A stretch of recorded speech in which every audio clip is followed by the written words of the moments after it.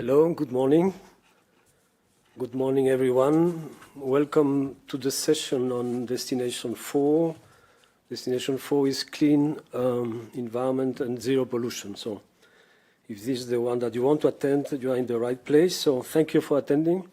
Thank you for being so numerous. As you know, we are in a parallel session and we are competing with biodiversity, which is a destination 3 times bigger.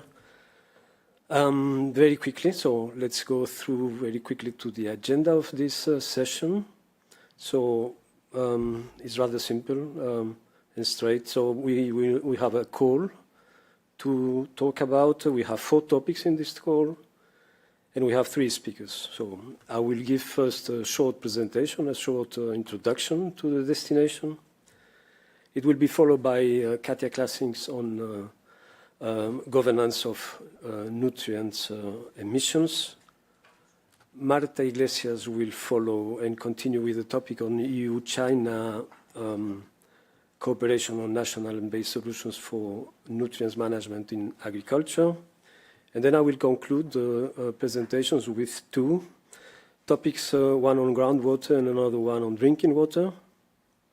And all of this in 1 hour session, including the question and answers. This brings me to the next slide, please. So we use Slido for the questions. Here you have the instructions how to connect. You have a QR code. You have the instruction also to connect to the room. Remember, we are in clean environment and zero pollution room. You can use this Slido not only for questions, you can send your comments, but also, if any, criticism, provided they are sustained. So you can also vote for more interesting questions, so to avoid repetitions, if you have similar interest. And then to facilitate the follow-up in the second part of the session today, once you address a particular question, a particular topic, please use the topic identifier. That will facilitate the life of our colleagues here in the room. We will try to take as much as we can as questions in the time frame that I explained. But if there are still not answered, don't worry about that. There is still a possibility we can provide replies on a written form. Through the Research Inquiry Service, you know, there's a website supporting this process.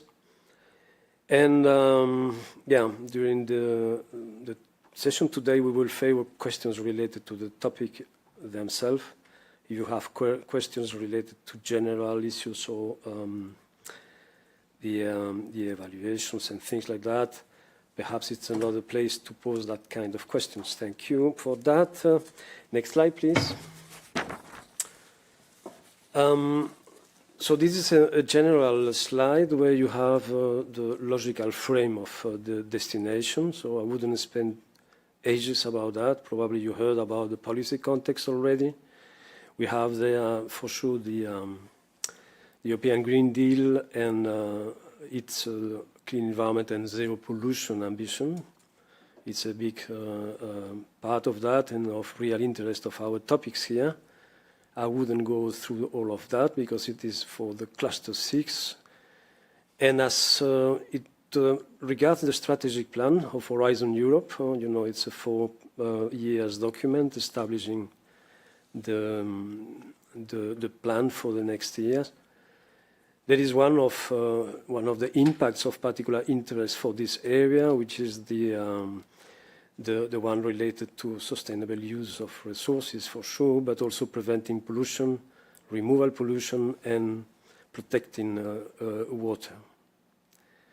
And this brings us to the impact areas, so of the destination. We have 6 in total in the work program. So what I'm referring now to the impacts are described in the work program text. And there are definitely one that is of particular interest, you know, the one on clean and healthy air, water and soil. That is one of the impact areas of relevance for the destination 4. why I put the slide here. So it's also to bring your attention when you will prepare proposals. Please consider the remaining parts of the work program text. Go to the general introduction, read the destination for introduction. There are a number of keywords of interest for you when preparing a proposal. Next slide, please. We were talking about impacts, and there are in destination 4 two particular impacts relevant for 2022. So you can see more or less 5 in the screen. This was valid for the first call for proposals in 2021, but for the 22 call, there are only 2 parts of interest, one related to water quality and management, and a second one that is related to nutrients flow, respecting the ecological boundaries. So these are the 2 of relevance for this particular call and the following topics. Next slide, please. As I mentioned before, in reference to the impacts, there are only 2 headings that you will find in the work program that are of interest. There is one on halting emissions of pollutants to soils and water, and there we have 3 topics that are open for proposals, and there is another topic under protecting drinking water and managing urban water pollution. So I wouldn't go in detail what is covered by these headings, in the sense that it will be sufficiently explained during the topics presentation. So I think that we can move to the next one. And this is a summary of the call data. So we have a total of an overall estimated budget of 51 million for the 4 topics that are shared among the 2 headings, 36 for the halting emission of pollutants and 15 million for the topic on drinking water. Regarding type of action, we have 50-50, research and innovation action and innovation action, 2 topics each. And regarding dates, the call will open in the system, and submission preparation and submission IT tool on Thursday. So this will be open, and then you can start preparing proposals in that tool. And it will close next year, 15 February. And we expect to select out of that 11 projects. And with that, I finish my brief introduction. Then I would like to invite now to listen to the presentations that will follow. You can send the questions anytime, I guess, so this is no a problem. Please use Slido. You have there the QR code. And then I will invite now my colleague, Katia Klassings, to present the topic on governance. Katia, the floor is yours. Thank you, Avelino. Thank you, Avelino. Hello, my name is Katia. I'm going to present the topic on zero pollution, topic 0102 to you today. The topic is entitled Piloting Innovative Governance Solutions to Limit Nitrogen and Phosphorus Emissions at the Interface of Rural, Coastal and Urban Industrial Environments. And it is an innovation action. So let's move to the next slide. Right. The policy context for this topic revolves around nutrients, to be more precise, nitrogen and phosphorus, because nitrogen and phosphorus flows are exceeding planetary and ecological boundaries and therefore pollute air, water, and soil. We think these flows need to be managed more efficiently. So we would like to promote the recovery of nitrogen and phosphorus from waste streams, such as wastewater, sewage sludge, or animal waste. And in order to achieve this, we would need innovative governance models so that the circularity of these resources is promoted and the transfer between different environments is enhanced. We would like this topic to contribute to a number of outcomes. So we would need well-exploited synergies between different environments to eliminate NP pollution. We would like to promote a more circular and sustainable use of nitrogen and phosphorus to both recover it from waste on one side and then return it to agriculture on the other side. We would like to create best practices on how to implement innovative governance models and then share it, of course, across stakeholders all over Europe. And then we would like to see less fragmented policies and regulatory instruments so that NNP flows can be rebalanced and stay within safe ecological and planetary boundaries. Next slide, please. The scope of the topic includes developing novel governance models to this end or adapt existing ones, making sure that circularity is promoted and, of course, also environmental protection in closed NNP circles. You should identify solutions to exchange NNP flows between the environments we already discussed, and it should be based on a regional nitrogen and phosphorus load target approach. We would like you to implement innovative practices at different governance levels and also take care that these different governance levels collaborate.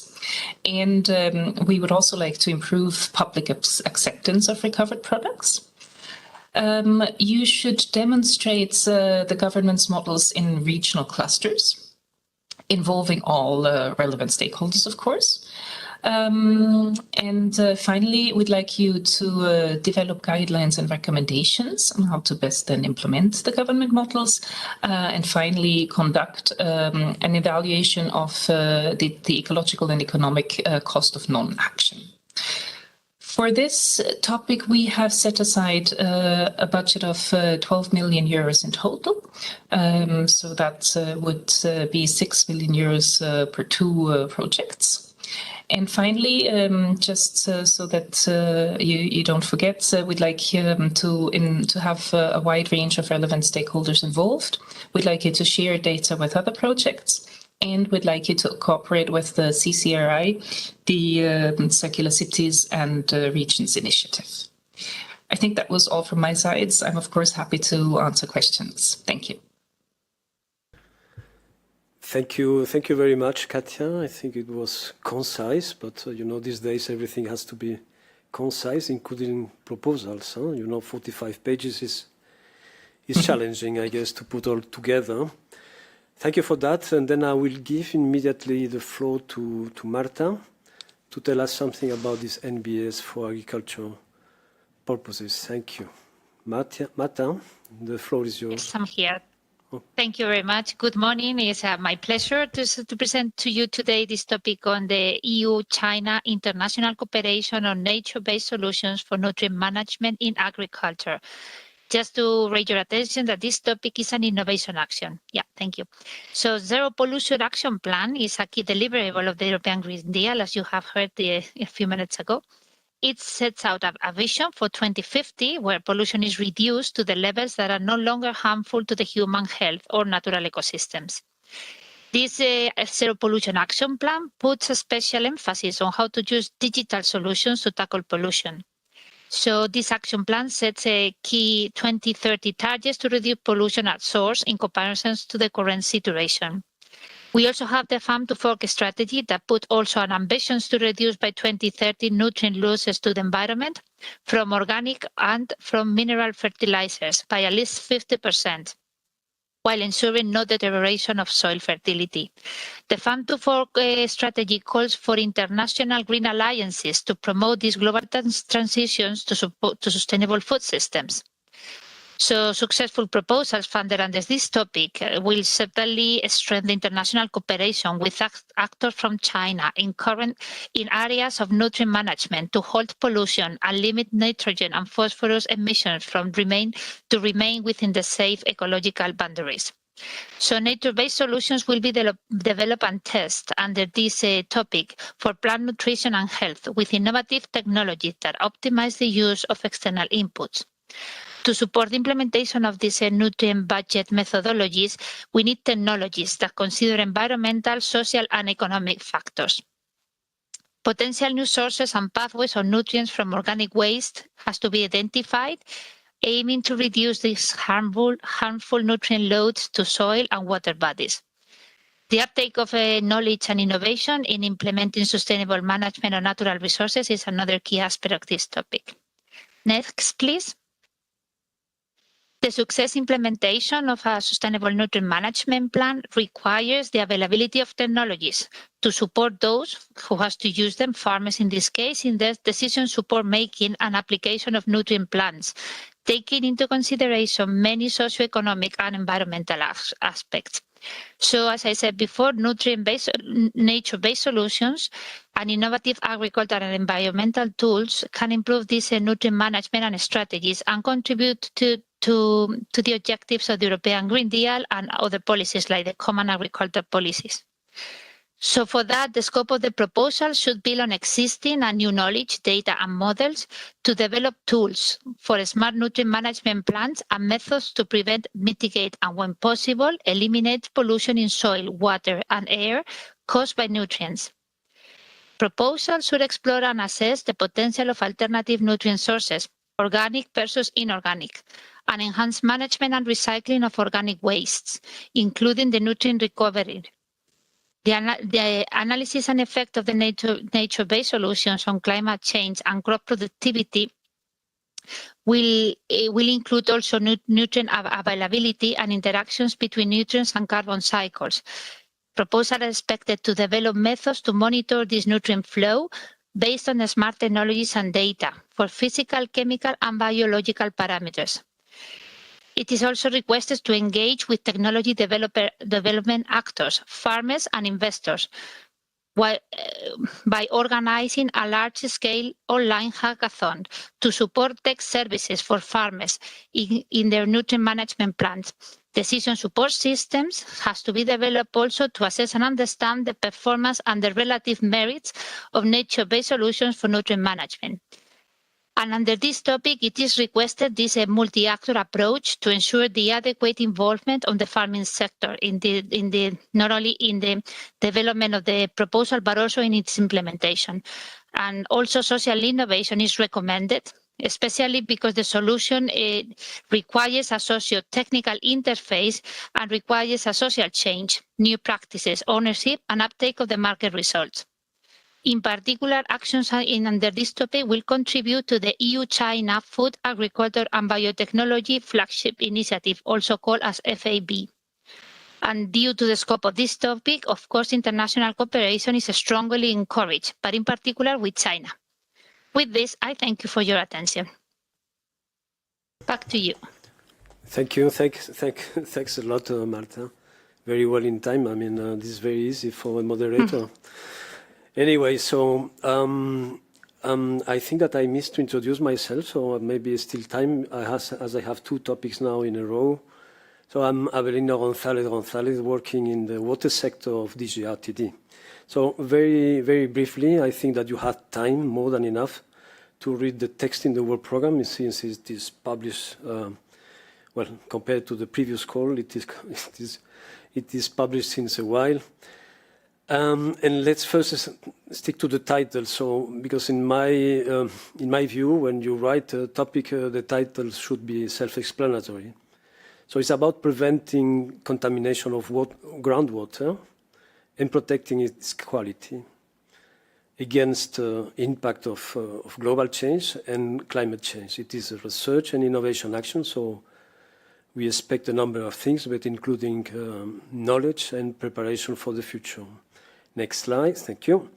So the policy context, well, it is probably not the best title for that. It is more about what are the challenges, what are the threats. There is a long list and description in the work program. I try to summarize in the slide. So it's about diffuse pollution affecting still in Europe 35% of groundwater bodies, which is still a lot, exceeding quality standards from pesticides, herbicides, etc. And together with that, so what we know, this is the problem. We know also that it's very difficult to clean up groundwater, to recover groundwater is very, very difficult. So we are focusing this topic about protecting and preventing, you know. And there are a number of issues that we expect it could be challenging in the future, like climate change, and things that we don't know well because it's for the future probably. And this is the why we have this topic is also to prepare for the future.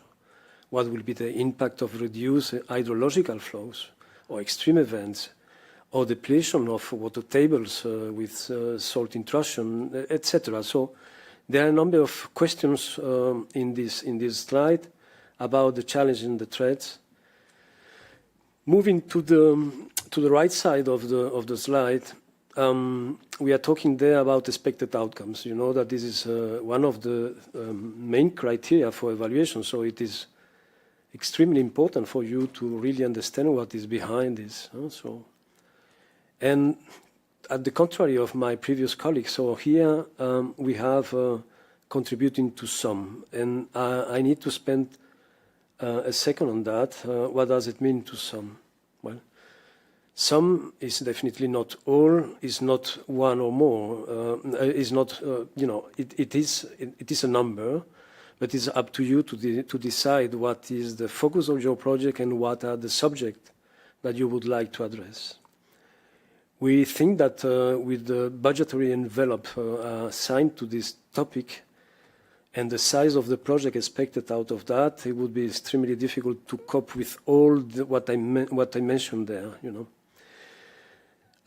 So if you look to the scope and you look to the expected outcomes, there is almost a relation one-to-one. So I wouldn't spend too much time about the content of the expected outcomes here, because expected outcomes in the definition of Horizon Europe is about the effects of the result of a project. So it is very much about the use, it's about implementation, it's about applying, it's about deploying, it's uptake, etc. So it's about making use of this knowledge and the result of the project.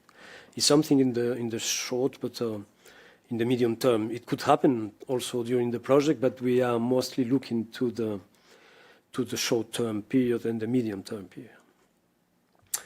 Regarding the impact that is linked to this topic, there are the zero pollution ambition, the biodiversity protection for sure, climate adaptation, and definitely improving water quality.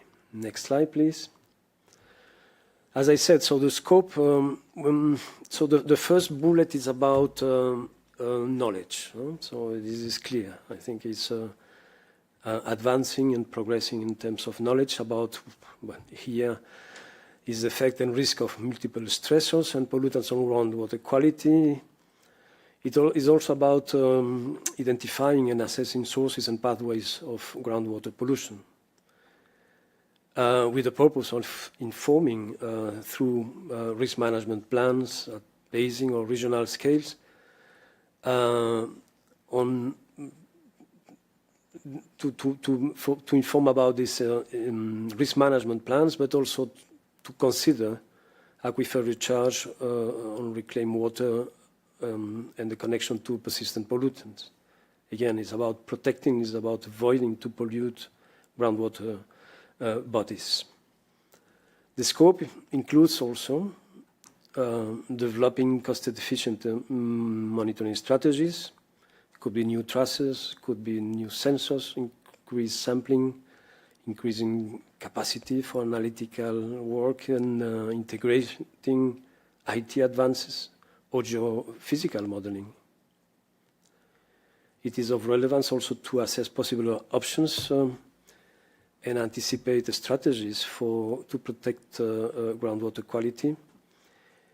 for sure considering potential effects of climate change or global change, but also considering preventive measures, including technological or not technological solutions, and whenever needed, engaging with policy and decision makers. As I said, the budget is rather limited for that topic, for this huge topic. It's estimated amount of 12 million in total for the topic, and the size of the research innovation actions that I mentioned is about between 2 and 4 million per project. Of relevance, so if suitable, I mean, if there is a technological development in your proposal, we expect to achieve a technological readiness level 5, which means validated in relevant environment at the end of the project, to engage multiple actors like academia, research and innovation organizations, utilities, regulators, and if relevant, civil society organization. International cooperation is strongly encouraged, and then maybe a distinction here, because when I put encourage, that means international cooperation is welcome, and mostly is about providing or the settings or the options and other possibilities to carry out the work planned in your proposal. When I said strongly is that we are also looking to external capacity. We know that in the groundwater field there are excellent teams in other areas of the world, and that is why this is strongly. With that I finish, so thank you, and we can pass to the next one. Again, the title, I think it's rather long, because this topic is rather long in the sense that it's covering drinking water from source to distribution, so it's the full scheme in that topic. Maybe it's a rather ambitious one, but it's also about protecting since the very beginning is against pollution, providing monitoring and treatment solution, and ensuring safe distribution. Again, research and innovation action in that topic. Yeah, next slide, thank you. Policy context, well, I will perhaps avoid to go in detail on all of these text that you can even find much better and clear in the text. Perhaps to refer to the policy context of the Drinking Water Directive that has been revised, and this time it includes this approach from source to the tap. So this management approach for drinking water is also now in the legislation. So please have a look on that also during your preparation for proposals. Regarding the outcomes, similar comments than before, expected to contribute to some of the expected outcomes, more or less, again, one-to-one relationship with the scope, and we can move to the scope. As I said before, some for the expected outcomes refers also to some of the scope. So it's rather difficult to cover all what is there in the work program text in one single project, but if you could, we will appreciate. So it's also about knowledge as a first bullet, and the knowledge required to identify and assess prevention threats, micropollutants, pathogens, toxins, algal blooms, etc., and the combined effects of multiple stressors on water sources. It includes also risk management part in that context. About monitoring, so there are possibilities to develop sensors, automated routine monitoring, and fast analytical capacity, integrating new advances in the digital world, extending the capacity to detect suspect and non-targeted pollutants. It is also about extending the knowledge of mechanism and reaction leading to the unintended disinfection by products. So it's also in the treatment itself, but also in the distribution, and the interactions with chemicals, materials, and biofilms, and also about solutions, advanced solutions to explore, to develop, coupling different treatment technologies and strategies, and enabling the optimization of operational drinking water treatment plants, effectiveness while removing disinfection by products risk. For the budget, it's a bit higher than before, it's 15 million. The size is still between 2 and 4 per project. And for the rest is similar, and except that here international cooperation is encouraged. So it is open, but we think that there are enough experience and capacity in Europe to develop the requested scope and to prepare proposals in that sense, while it could be of interest to replicate that solutions in other areas of the world. And with that, I think that I finished for that part. So we are exactly at 11:30. In some countries, it's already lunchtime. So before that, we need to go to the question and answer, hoping that the presentation were clear. But now we are available for replying to to all possible questions. I have to turn to my colleagues on the Slido. Apparently, there are some questions.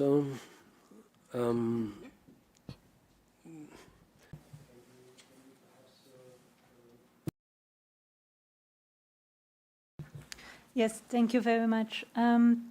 We will follow the topics in the order they were presented, and therefore I first address the question related to topic 0102 on governments.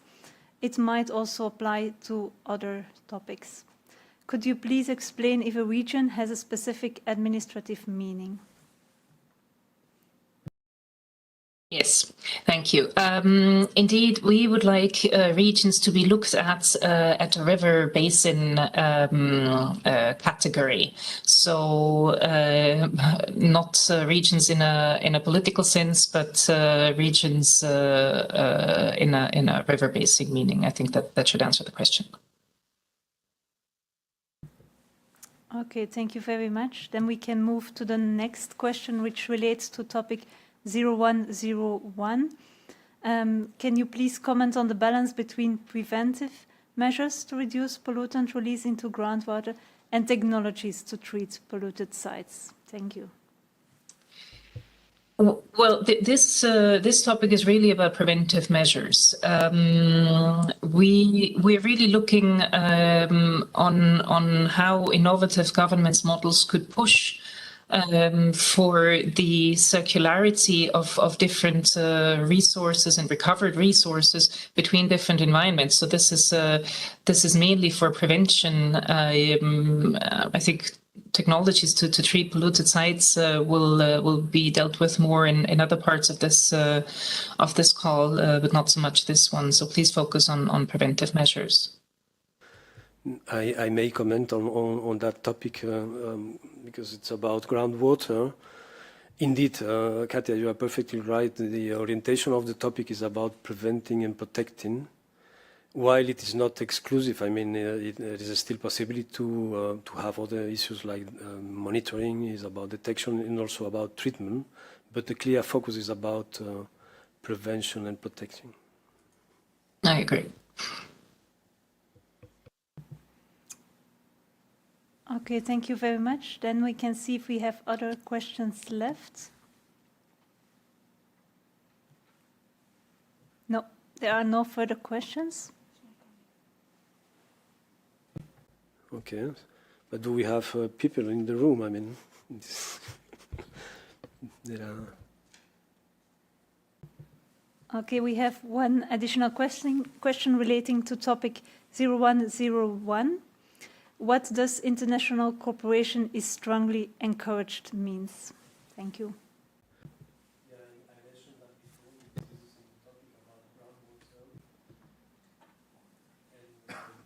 Sorry. That strongly encouraged was added to the topic on groundwater because we know that there are partners in other areas of the world that can bring a lot of experience and knowledge and competencies to European project. I'm not referring to a particular country, but just if you look to areas suffering from droughts or like Australia, South Africa, etc., you know that they have a real and valuable experience. So if we can integrate streams from and bring in their experience in a European project, this is what we meant by strongly encourage.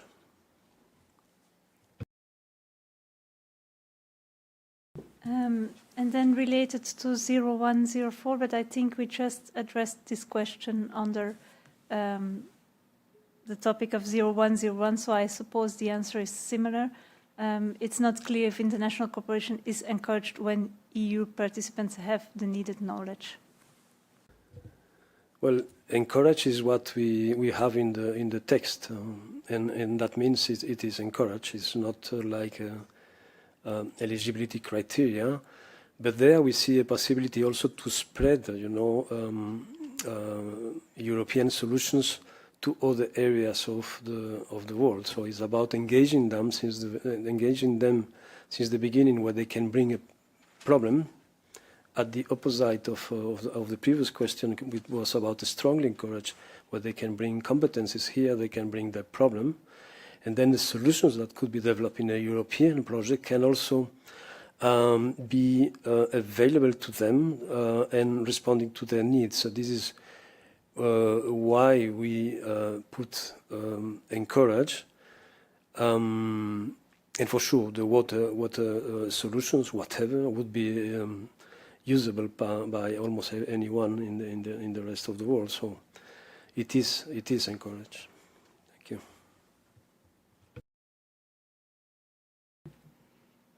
Okay, thank you very much. I don't think there are any further questions. We might check again.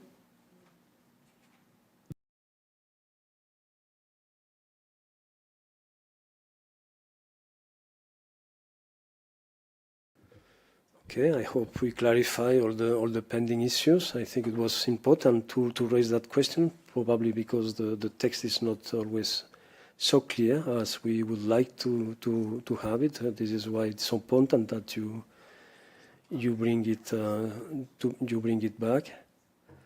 I'm still looking to my colleagues whether they have still, just a bit of patience.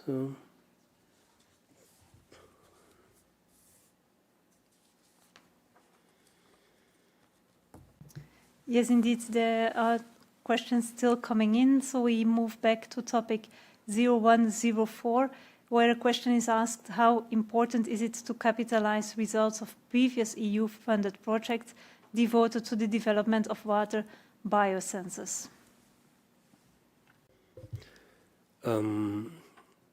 It is very important, but I wouldn't limit your search to EU projects. I mean, you can go beyond that, even national ones. I mean, whatever. So one of the critical issues is not to repeat what is already in the pipeline.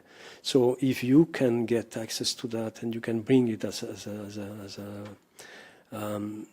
foreground, and background knowledge in the project, better. I mean, yeah.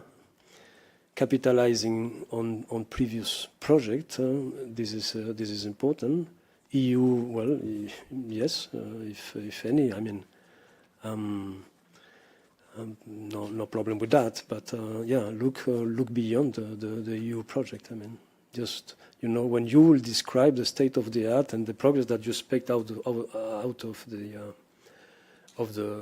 the project, we are talking about research, innovation, action. So this is a critical issue. So repeating what is already there, well, doesn't, to me, well, I don't think that the expert would give additional points for that.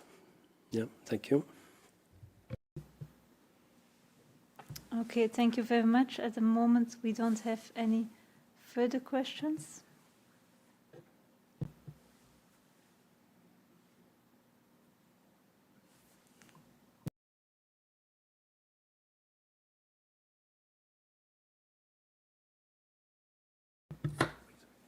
Sorry, a new question came in related to topic 0101. Is it okay to include a case study located in an associated country outside the EU related to activities of a partner in that country?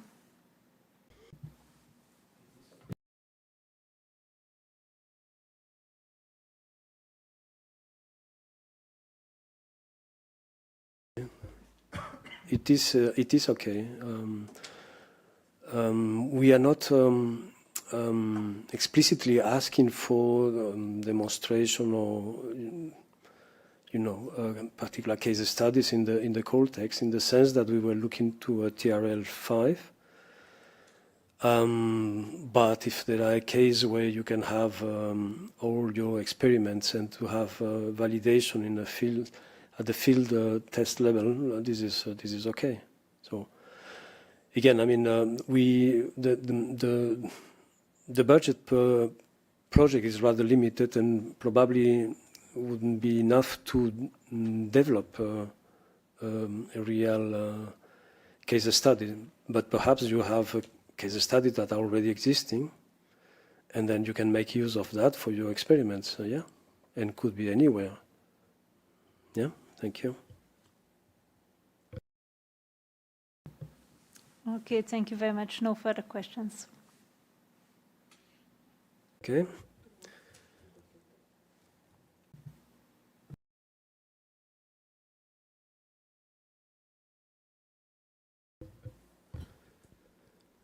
Then I think it's time to conclude. Thank you for your questions. Thank you for your participation. So you have some reference in the slides to where you can find additional information, where you can contact the Research Inquiry Service if you have additional questions or more general questions. You have a reference to the national contact points. Don't forget about them. They are very, very helpful, and they have insights about the overall process. So it's always a good point to contact them. And then with that, I would like then to thank all the speakers, to my colleagues, all the technical support that we are receiving here in Brussels. If there are other questions, then we may still reply through the Research Inquiry Services. And with that, I conclude the session, wishing you all a very successful application and preparation of proposals. I have the impression it will be again rather competitive, but anyway, I mean, we all think that it's when we talk about destination, that we are creating a direction. When we put topics, these follow a direction, and bring in there scientific community, applicants, research organizations through this direction.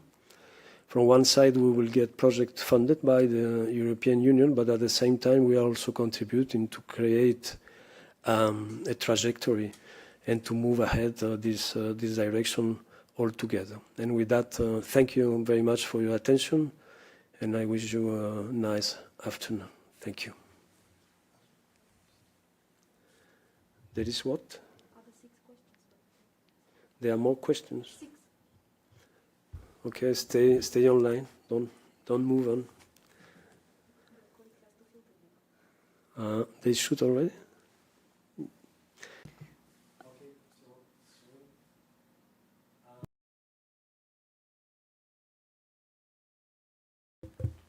Sorry for that. We have still some questions that they just came. Probably were in the cable, or they were somewhere. Anyway, so we have one about collaboration with China. Marta, are you still? Yes, I'm here. I'm still here. Yes, thank you. Okay. So it is written in the call text that the China participation will be done through MOST, which is the Science Ministry of China.